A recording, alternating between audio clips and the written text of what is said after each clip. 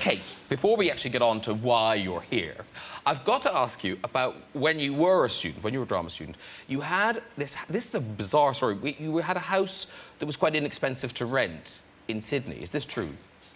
Yes, like most acting students. But yes. wasn't it bizarrely cheap to rent? Oh, no. I stayed in a house in a suburb called Zetland, which was right underneath a smokestack, and I think everyone had asthma. And I think the smokestack's no longer there. But, no, someone was murdered in my room, but I discovered in a really awful... It was horrible. When you were there? Yeah, no, someone handed me a DVD of There's a show called Australia's Most Wanted. Do you have Britain's Most Wanted? Crime Watch. Yes, same. And, well, Britain's Got Talent. Yeah.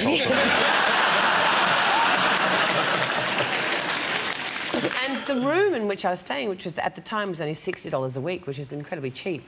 I was watching it in my bed, and I watched a man climb in through my window and strangle a woman in my bed. Oh, and there was a woman murdered, and so for years I thought, well, this is my chance to sort of meet a ghost. There's been, you know, such a traumatic thing going on here. And then I didn't encounter anything until the day that I left. The house was finally disbanding, and I shut the door, and I heard, Kate, and I did send. There was no one in there? There was no one in there. Oh, well, I was there. No, yeah, but there was no one saying... I wasn't saying it to myself. No, but there was no one else in there. No. It was really ooga booga. Oh, wow. But she was murdered in my bed. And have they changed the bed? Well, yes. I guess for $60 a week, you can't even complain. Even if the drama you change your own winner. It's so weird. We were talking about scary, spooky things, and you lived in a...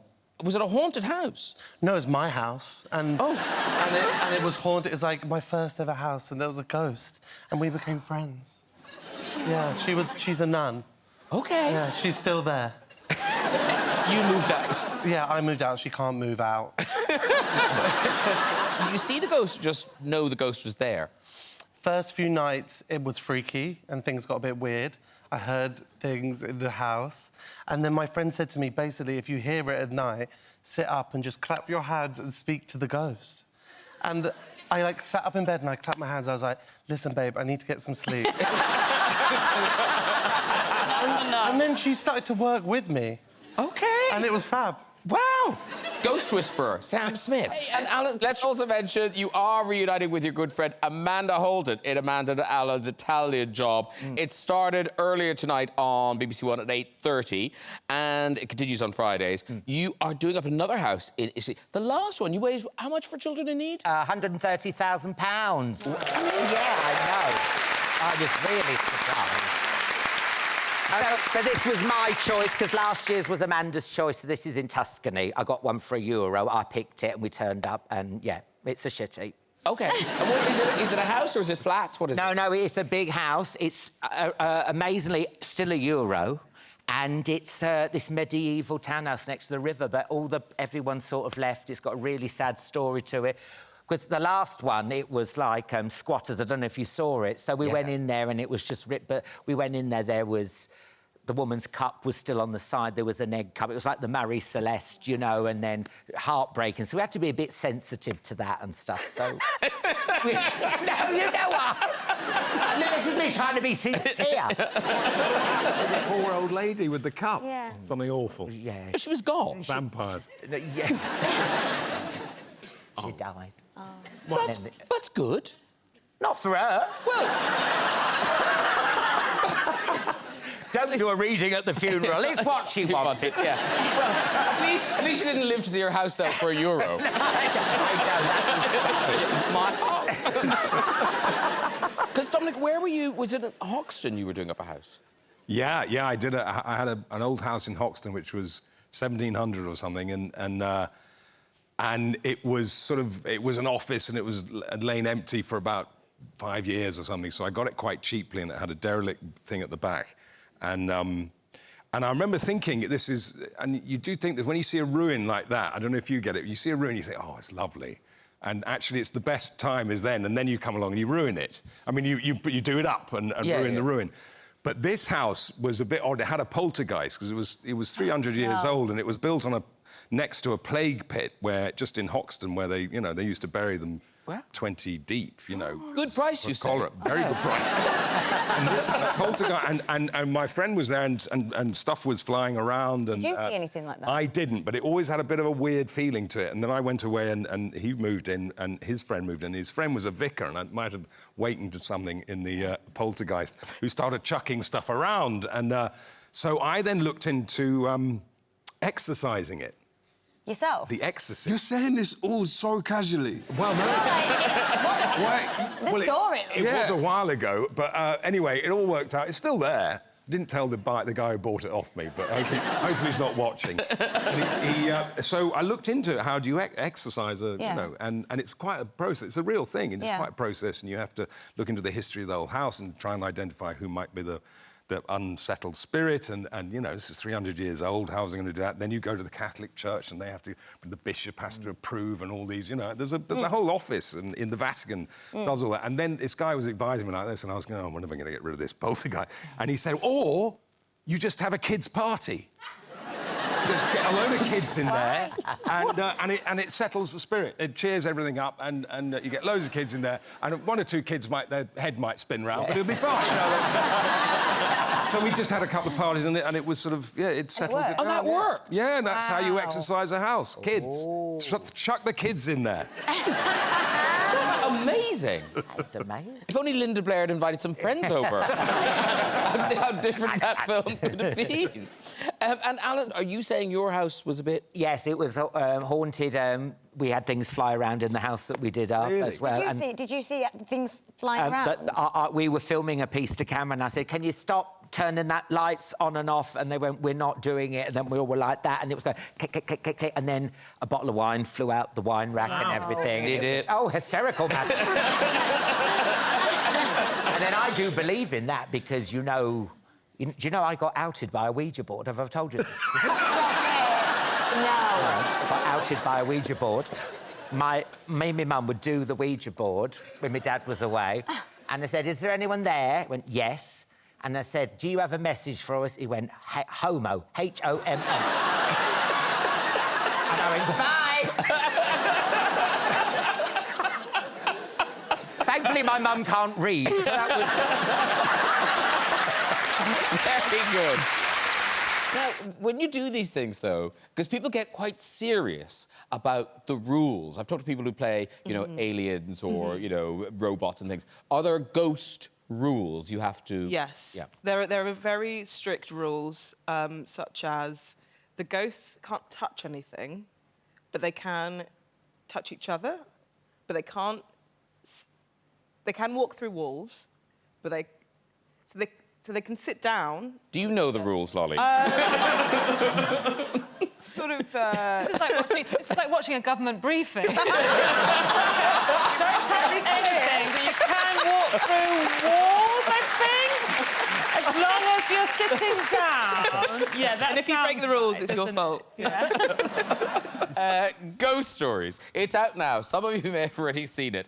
And it is what it says. It's a collection of ghost stories Yes. with a sort of framing device. Yes, indeed. Yeah, I suppose it sort of borrows from that kind of British horror film, I guess from the 50s to the 70s, those sort of portmanteau films where there'd be 3 or 4 stories in one film, somehow kind of linked. Those Hammer and Amicus old British films that I grew up watching on the telly, I guess. You know, that was one of my first connections with horror. I'd watch Match of the Day on a Saturday night and then a double bill of, you know, some old horror films. It was fantastic. And I guess it borrows a little bit tonally from those, but all new original stories based on the play by the same directors and writers, Andy Nyman and Jeremy Dyson. Yeah, it's kind of proper horror film. It's not like a Saw or... No, it's not 3 hours of someone getting a drill bored into their skulls. You know, it's not that sort of horror. Happily, yeah. It's not that. It's it's quite a smart film, I think. Yeah. But what's weird is because as a film, you kind of, like I say, this is a genre we recognise. We understand this genre. But I didn't see it in the theatre. Did you see it in the theatre? Because people... No, I didn't. But apparently people were really freaked out by it. I think they were. I know a few people who were scared witless by the play. And I've done a production, you know, the play The Woman in Black. Oh, yeah. I did that years ago, and getting a live reaction, you know, a live terrified reaction from an audience it's amazing, because you're so used to sort of having it on the TV or maybe at a film, but when you can occasionally elicit that reaction from a lot of people in an auditorium, like a live theatre. Yeah. It's so enjoyable, because people are just terrified. But, you know, that communal thing of wanting to go somewhere, in a room, in the dark, and wanting to be terrified is... It's important, I think, because it's enjoyable, you know. Yeah, and it's weird, because I don't know where the pleasure is. Yeah. Unless it's like, you leave out, I'm still alive, I'm good. Well, I know some people... Yeah, I know some people who can't... You know, I have friends of mine who've come to see it who just can barely bear to watch it, really. They just look at the floor when they know there's scary bits. And weirdly, unusually, let me say, your character isn't very likeable. Like, you're normally quite a nice guy in things. Yeah, I have played some nice guys, that's true. Yeah. I mean, I suppose I play people with empathy, I suppose, a lot of the time. This guy, not that. Not really, no, he's a quite an obnoxious, Are you a bad guy in it? He's not. Yeah, he's not a nice man. Yeah, I mean, because there are three kind of ghost stories, and the other Andy Nyman, who I'm in the scene with there, he plays somebody whose life's work it is to debunk the belief in the supernatural. He wants people not to believe in anything supernatural. Your character? No, the other guy. Okay, yeah. And But you believe. Yeah, so I'm one of those people who... I've got a case here. OK, well, if you don't believe in the supernatural, what the hell happened to me, then? So I'm one of those cases, like, well, I can't explain this any other way than a belief in the supernatural. Because something terrible has happened to me. Do you hunt them, though? No. Oh, got Sorry. it. You're not seeing it now, are you? He's going to remake it. Yeah. He's going to remake it where he hunts down ghosts You hunt them, and right? kills them properly. Yeah. When you hunting monsters. Now, I don't know who keeps a list of these things, but this film must have one of the biggest rat budgets of all time. Big rat budget. I mean, there are scenes when you're wading through rats. Yeah, I think we had like 5,000 rats. Some of them that were trained as well. They're all That one. They were all trained, and I was like, you couldn't have trained all of them. There were certain pockets of them that were trained. Also, who do you Who has call? 5,000 Do you have rats? 5,000? Yes, we do. I mean, Thank God you called. Finally. I've been waiting for this. The big time. Yeah, and they're incontinent rats, which, yeah, so it was kind of stinky. Luckily, I didn't have, like, I had to wade They're through... not incontinent, they just don't care. Why would they care? I love that you're offended. I'll hold it. I heard someone else say they were incontinent. It sounded smart. You're right. They're just rats. They're just like pee and poo. Luckily, yeah, I just had to wade through them. You must think I'm awful. We'll have complaints from rats. Yeah. But you were mean to poor Bill Skarsgård, who plays the Count. Yeah, I wasn't mean. I wasn't mean, but he had a scene where he had to be kind of locked in a sarcophagus where... He's handsome, isn't he? And he was in there in the full kind of Count Orlok prosthetic makeup. He's got contact lenses in that means that they kind of make him go blind. And he's laying in there, and they've filled it with rats, and he's got maggots all over him as well. And then they close the lid as well, so he's just trapped in there with them. It's like I'm a celeb. It is like I'm a celeb. Jim Cameron never asked me to do anything. I did feel bad for him, because then we'd do it a few times and I'd be pushing the sarcophagus and they'd be like, oh, Nick, you've got to move your hand here, or it's got to be pushed a little bit quicker or whatever. I was like, sorry. They'd be like, one more time, Bill, because Nick... I was like, oh, sorry. Hop back in, you'll be fine. Don't worry about it. Talking of rats, the house where you filmed Ghosts, it had rats, right? It had dead rats, which is maybe better, actually. But they do stink. They kind of stink out the floorboards. So it was a really enjoyable filming experience, going there every day at 7 a.m. And is it true the house was really haunted? It was haunted, yeah. They did find a severed head in the attic. Severed head? Yeah. I mean, it was in the 16th century. I say it like it happened while we were there, but... I found a severed head. Skull? I guess so, but maybe it was somehow clear that it had been... chopped off. Ripped from next its to the body. skeleton. The no body bit was probably... Yes, yeah. I have my severed head at home. I have, like, a prosthetic version of my severed head from a show that I did a while ago, and it arrived in a box, special delivery or whatever, and I opened up the box, and my younger son was next to me. I opened it up, and he goes, Dada? I was like, oh, don't worry about that. He was like, Dada! He was looking back and forth between my head in the box and me. Probably going to be quite traumatic for him down the road. There we go. And you have said, Olivia, that you're not a great one for the research. Understatement. Yes. Sorry. I love No, but you must have done some for this. No. You must have done some for this. Yep. You licked a stamp. Well, we were all given lovely Polly, who's a movement coach, and it turns out I can't change what my body does. So I still walk like me, which is, I've been told, quite like a farmer. And no, I have to say, there's a scene in it, and it's you and Prince Philip walking up the garden. Is it filmed on the back of my head? No, it's the two of you walking up towards you out in the garden. Yeah. Did you say farmer? Oh, OK, so... Does the Queen do arms? Yeah. Well, every now and then when then you I'm did it. really concentrating, I can get a little bit right. So was I doing that as well? Yeah. Oh, yeah, OK. Yeah.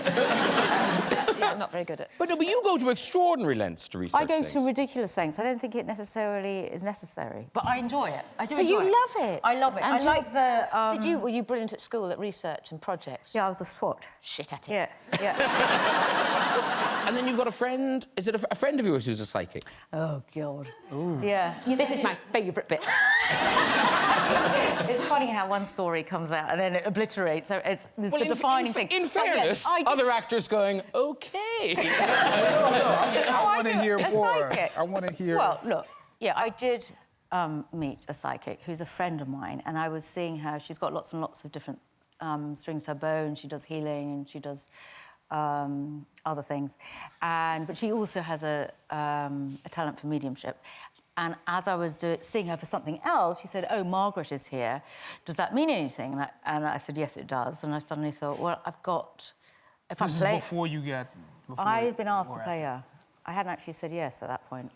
And I said, well, yeah, no, actually, if you've got the horse, the horse's mouth, it's in the room. You're not going to say, yes. No, actually, So I said, yeah. And I said, would you mind if I played you?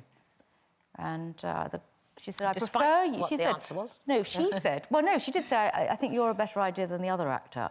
Ooh. The other idea. Well, the other... Who was the other? They never told me the other possibility. But whether it was true or But not... there's a sound of a lone gunshot right now. No. But it was a very typical Margaret thing in the... Because you had met her. I have met her. She had a way... Oh, yeah, a couple of times. Know this. Yeah, you see, you didn't ask. But she had a way of sometimes complimenting you and putting you down at the same time. She was... and the fact that she said, oh, yeah, I think you're better than the other... It was just like you never knew where you were with her. Then she came through with another note, which was useful, whether it was true because the psychic was fantastically intuitive or there really was the ghost of Margaret telling me, I don't know, but the note was good, and it said, get the smoking right.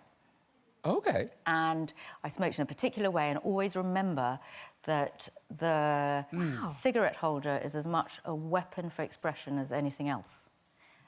And that was a good note. And she was somebody who was innately dramatic. If you're royal, you can't necessarily talk much. You're a walking icon. You're a walking... So she was very, I think, conscious about the silhouette and whatever she did with her body, and particularly with her hands. And so, anyway. Am I waxing? No, I love you. I just... You don't believe in talking to dead people? No. I didn't say...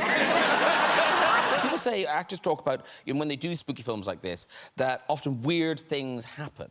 So did that happen on this? Not on this one, but, I have experienced something like that before. Oh, and what? I did this film called The Sixth Sense, and... Never heard of it. But